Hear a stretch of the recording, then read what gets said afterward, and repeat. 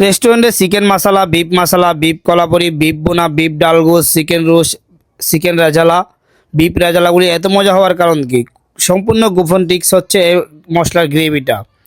এটা আপনি বাসায় যেভাবে তৈরি করবেন, এই একটা মশলা দিয়ে আপনি মিনিমাম রেস্টুরেন্টের 10 থেকে 15টা কারি আইটেম তৈরি করতে পারবেন। তার জন্য প্রথমে কড়াইতে 1 লিটারের একটু বেশি পরিমাণ তেল, তার মধ্যে দারচিনি, তেজপাতা, কাবাব চিনি, জৈত্রিক, লং, ছোটো এলাচি এগুলো দিয়ে হালকা একটু ভেজে দিচ্ছি।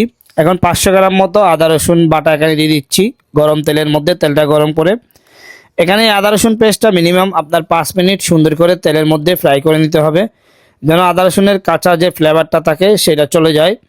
এরপরে দিয়ে দিচ্ছি 100 গ্রাম মতো চীনাবাদাম ব্লেন্ড করে, অল্প একটু নারকেল পেস্ট দিয়ে দিচ্ছি, নারকেল ব্লেন্ড করে এখানে। এরপরে দিয়ে দিচ্ছি আপনার এখানে কাঠবাদাম পেস্ট 200 গ্রাম মতো ব্লেন্ড করে। এখন দিয়ে দিচ্ছি পেস্ত বাদাম পেস্ট 120 গ্রাম মতো আছে। আমি সবগুলি উপকরণ আগে থেকে হালকা পানি দিয়ে চামড়া সিলে ব্লেন্ড করে রাখছিলাম, সেগুলি দিয়ে এখন গ্রেভিটা এখানে মিনিমাম 10 মিনিট সুন্দর করে নাড়াচাড়া করে চুলার হিটটা হাই করে বোনা করে নিতে হবে। একটা জিনিস খেয়াল রাখবেন, নিচে যেন লেগে না যায়, এভাবে অনবরত নাড়াচাড়া করতে হবে। নিচে যদি লেগে যায় তাহলে আপনার টেস্টটা প্রপার আসবে না। এরপরে 10 মিনিট পরে আমি এখানে 1.5 কেজি পরিমাণ পেঁয়াজ আগে থেকে বেরেস্তা করে এই বেরেস্তাগুলি এখানে দিয়ে দিচ্ছি। পেঁয়াজ বেরেস্তা, অবশ্যই পেঁয়াজ বেরেস্তাটা আপনার পুড়ে ফেলবেন না, যদি পুড়ে ফেলেন তাহলে আপনার টেস্টটা ভালো আসবে না।